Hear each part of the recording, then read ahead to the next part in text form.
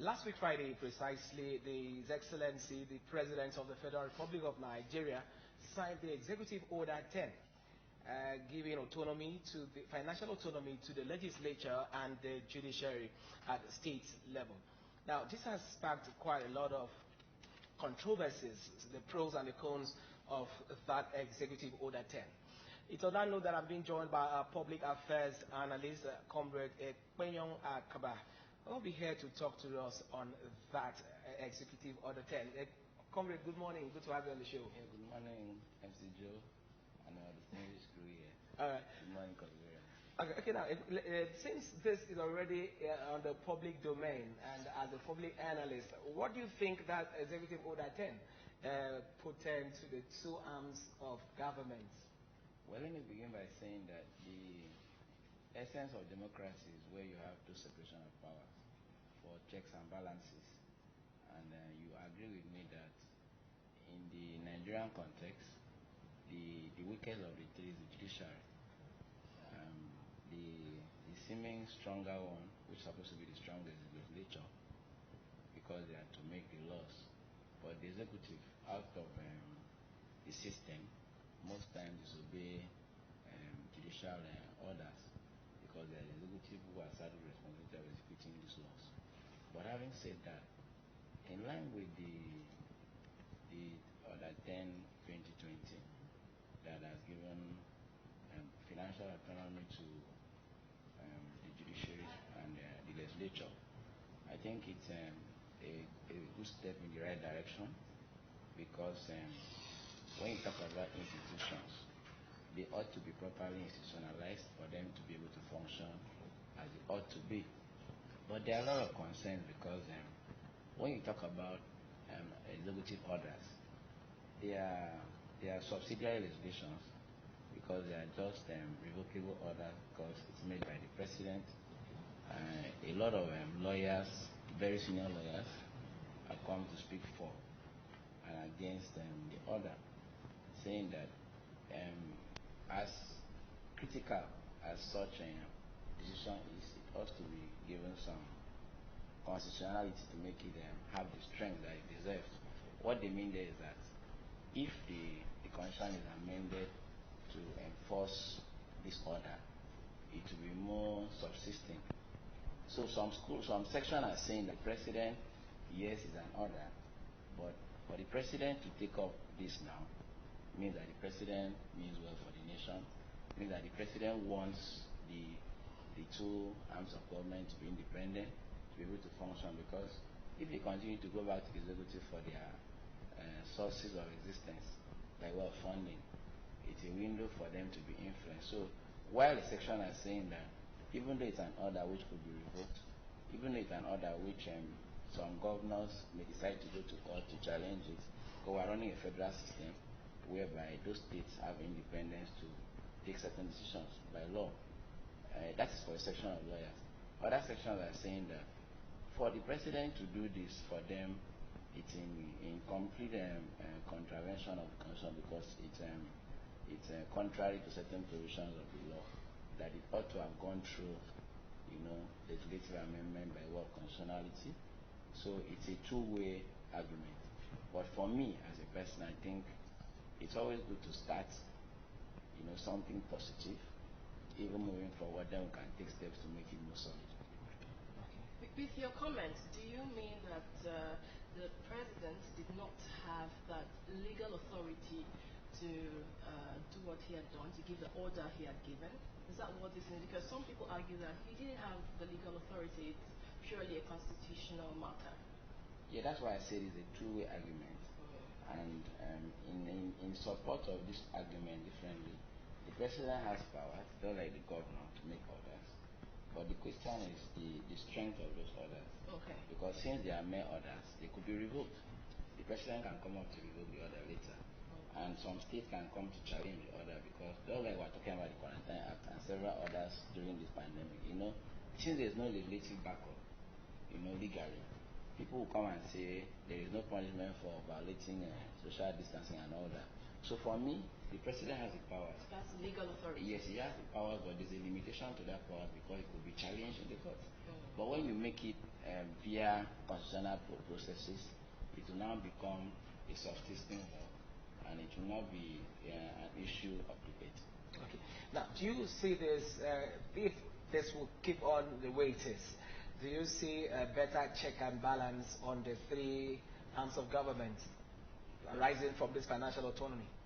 I give it to any right-thinking person that the moment this corporation, for instance, have its own funds and manage the corporation, you agree with me that it will function independently. Because the essence of result is to be independent. And if most states, you agree with me, a one-party system whereby the governor directs, some people are calling the House of Assembly rubber stamp, because they have to wait for funds to come from the governor. And the same thing with the judiciary, since for them to do renovations and run the establishment, they need to still wait for funds.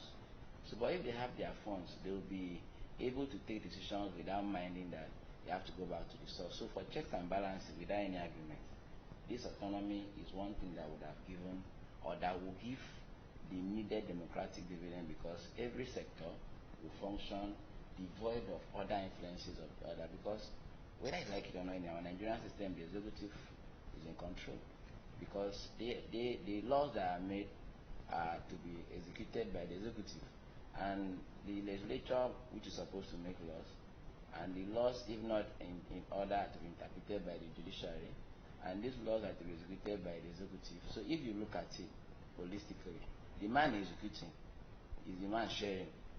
Now, if you allow other people to be autonomous, that means they are now beginning to execute, because everything surrounds finances. They can't function without their finances. Okay, so it is said that autonomy goes hand in hand with accountability. Do you foresee the abuse of this autonomy? Well, you see, when we want to talk about accountability, or when we want to talk about checks of usage of what has been given to anybody, that shouldn't alter the essence of what is right first. Now, what is right is, let these major arms of government be independent financially. Now, having been independent financially, the aspect of accountability will now be followed thereafter. Now, because we are afraid of some not being accountable, we shouldn't make it an issue of now allowing them to be independent financially. Now, the accountability aspect will now come as a follow-up, because there are mechanisms for checks and balances. Whatever that's allocated to that sector, has to be followed up to know if it is done according to how it was allocated. Okay, comrade, as a lawyer, do you see, because it's been rumored, it's already in the public domain, that the NGF will likely take this issue up for redress at the court of law. Do you think it's the right step in the right direction? I think for me, yes, because they have that right to challenge what they feel is not in order with their position. But for me, it's something that they should rather advocate for if they are real democratically minded. Rather than go to litigate because they still want to be in control, because the essence of going to litigate is clear. They still want to be in control of those funds. Rather, they would have pushed for adequate processes of making it an existing law in the country, whereby those arms of government could be independent. Because for them to challenge it, still give the signal that this is not a bad decision. For me, this is one of the best decisions the President of the Federal Republic has taken. Okay. It's a right step in there, like I said earlier, because there's nothing as good as judicial autonomy. The problem in our country is our laws. The problem in our country is the enforcement of those laws, interpretation of those laws. Whatever that is not right is to be adjudicated in the court. And if the court is not independent, which is supposed to be the last word of the common man, that means there's no hope for anybody. And if the parliamentarians cannot pass budget and question the president where they ought to question because they're waiting for the allowances, then there's no democracy. So any right-thinking democratic leader at all tiers, remember we talked about local government autonomy. We cannot continue to rely on a particular channel of funding. Everybody will need to wait. If he doesn't send the money, then nothing will be done. So we are believing that the president and his advisors, having given this order, which is enforced, has to also take steps to make it more legalistic. Okay. Outside the challenge of accountability, what other challenges do you see coming up from this? Well, after the aspect of accountability, like you said, the other challenges that may come will begin to be the control of the autonomy now will also breach some level of crisis, because we agree that they need to be partners in the development of a nation, whereby they are not supposed to be at war with each other, I mean the arms of government. But agreed also that there will be some very stubborn parliamentary leaders and judicial leaders who might now also want to be take absolute control after they are independent, because now that they have their finances, they have some very, not for the purpose of the result of leadership, but for the purpose of maybe political sagacity and all that. So that would be another problem. But for me, that problem can also be checked, because if you start becoming very authoritative, there will be other ways of also checkmating that by way of voting the person out in the next regime. Because anytime people is in control, most people, anytime they're in control of money, their attitude will automatically change. So there will be that bridge of loyalty, between the executive, legislature, and the executive and the judiciary, because they are no more seeing the executive as their principal as they were. So there will now be that friction of we are all equal. Because what is making the seeming rating, I said earlier, making the judiciary look weak, making the legislature wait for the executive because of funds. So if all of them have the funding equally, that means everybody now will be at par. Okay, thank you very much. I think we'll just have to anchor it there at this point. Thank you. Okay, I think we have to move on. Let me quickly find out again, comrade. There also has been this criticism that the president is not fair, because at the national level, the judiciary and the legislature are not enjoying financial autonomy. Then why is it that it's enforcing it on the states? They say this action is a bit hypocritical. Could you share your thought on that? Like I said, you don't wake up and run, or when you're born, you don't start running. You need to crawl, and at the cost of crawling, you can now begin to learn how to walk and fall. Okay. Then you can think about running. I want to say that whatever is good can be started at any level. Okay. Because for me, I believe the president wants to see how it can begin from the state structure. If it functions the way it's hoping, it will now come to the national structure. And the problem of the nation, you agree with me, is even at the grassroots level more, because we keep arguing that we need restructuring. Some stakeholders are advocating for that. Today you are hearing regional security, the Motokong instances, and you are hearing of IPOP. So many, regional agitations, and that is because there's a seeming overloading of the center. Now, the seeming overloading of the center is because if you stay in the center and continue to be in control, it's difficult for things to trickle down, to the grassroots. Okay. Because of the overloading of the top.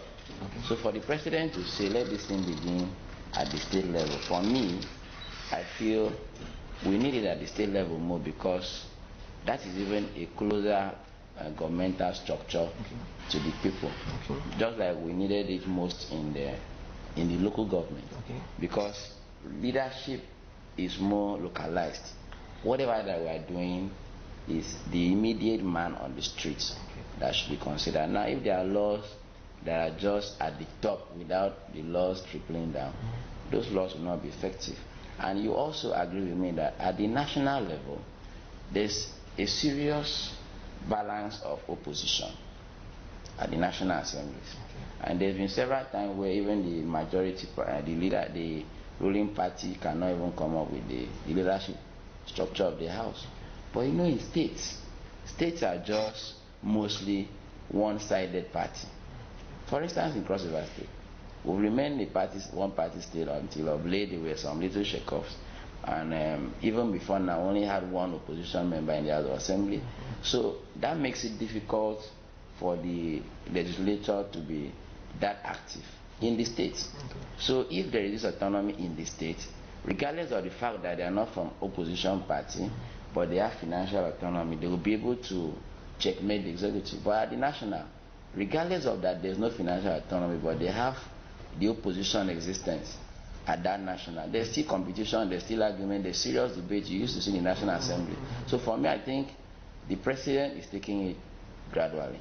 Oh, okay, Faith. Okay, so I also understand that if an order is inconsistent with the Constitution, it is rendered null and void, yeah. Based on its inconsistency. Yes. So why is this not rendered null and void?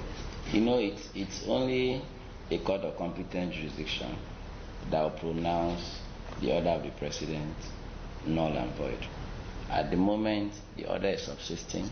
There's a long procedure for amending our constitution. There have been several advocacies. I'm one of those even advocating strongly for amendment of the Nigerian constitution because there are a lot of lacunas. Remember when we lost our president, the National Assembly had to come up with doctrine of necessity because the constitution did not envisage in such circumstances. There have been series like the health pandemic today. There have been several lacunas where the constitution was silent about. So for me, the long hurdle, you see, even the local government autonomy, several there have been efforts, but because it needs to pass through states, they have to vote in for or against, and it has to be majority. So most times the protocol of going through the hurdle of amending the constitution to make it work might take a whole tenure.